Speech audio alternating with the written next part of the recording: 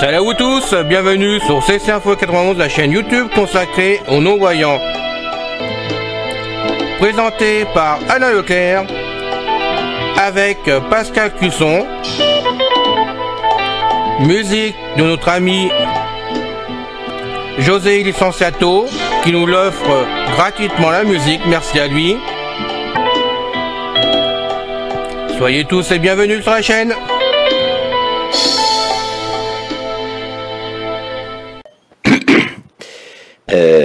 Bien le bonjour, chers auditeurs. C'est encore une fois Pascal Cusson parmi vous pour la chaîne d'info Ceci Info 91, chaîne YouTube créée par notre ami Alain Leclerc, destinée à vous informer sur une foule de sujets qui, nous pensons, peuvent vous intéresser.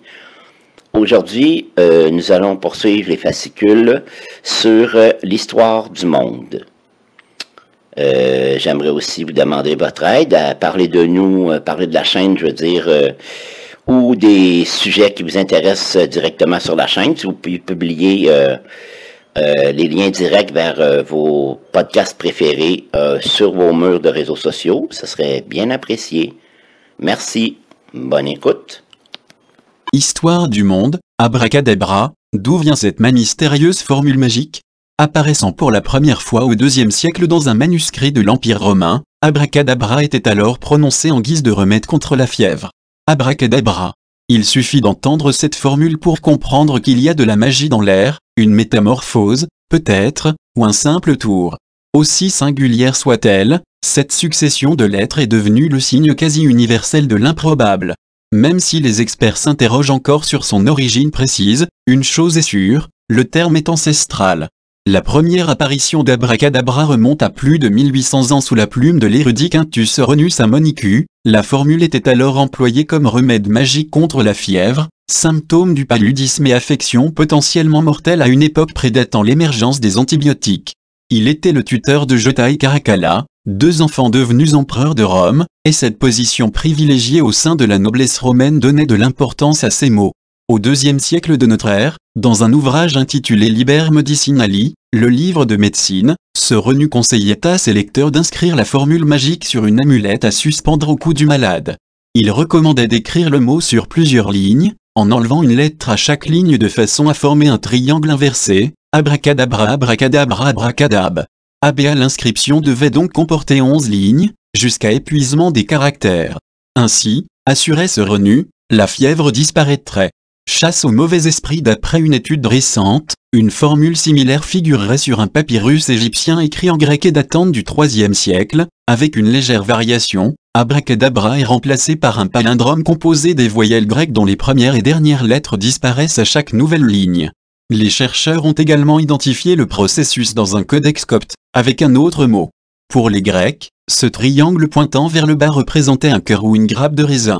Selon ce Renu, la technique était le moyen idéal de retranscrire une tradition orale qui consistait à vaincre un esprit maléfique en répétant et en réduisant son nom jusqu'au silence complet.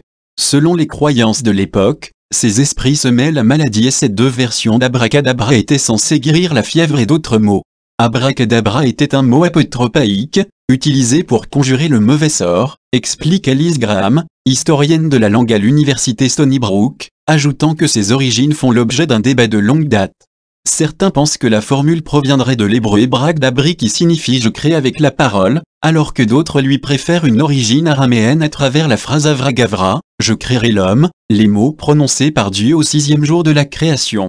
Bien entendu, les fidèles de la saga Harry Potter ne manqueront pas de reconnaître une similarité avec le sortilège de la mort, Avada Kedavra, qui selon J.K. Rowling signifierait que cela soit détruit en araméen.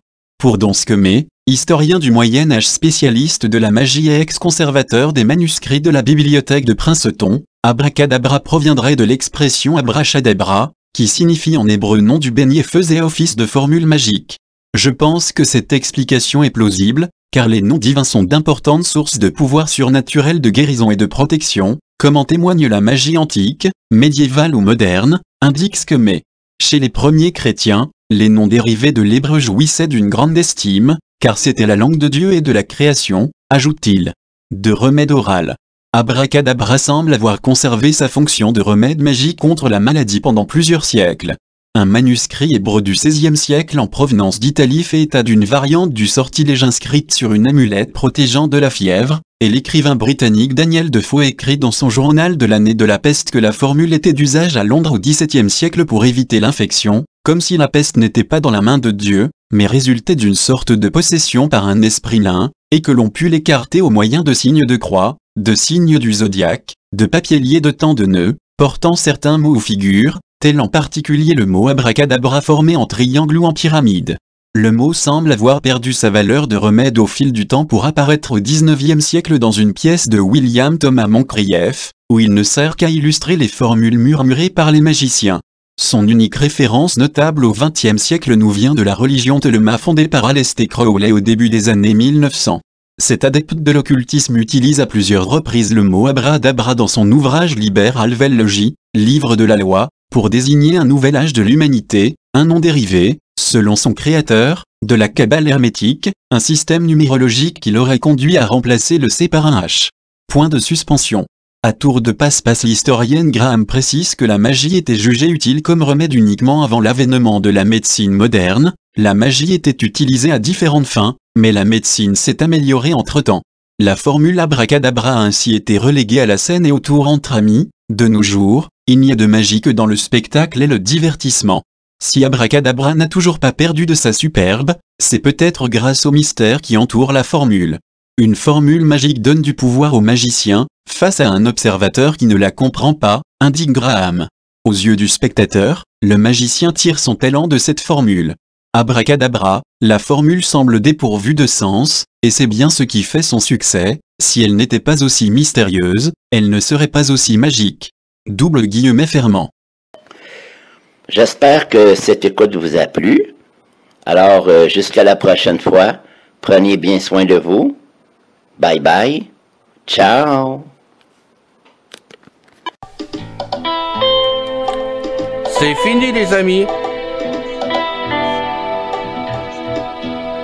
Merci d'être passé sur la chaîne. Je vous dis à bientôt avec Pascal. Pensez à vous abonner, c'est important pour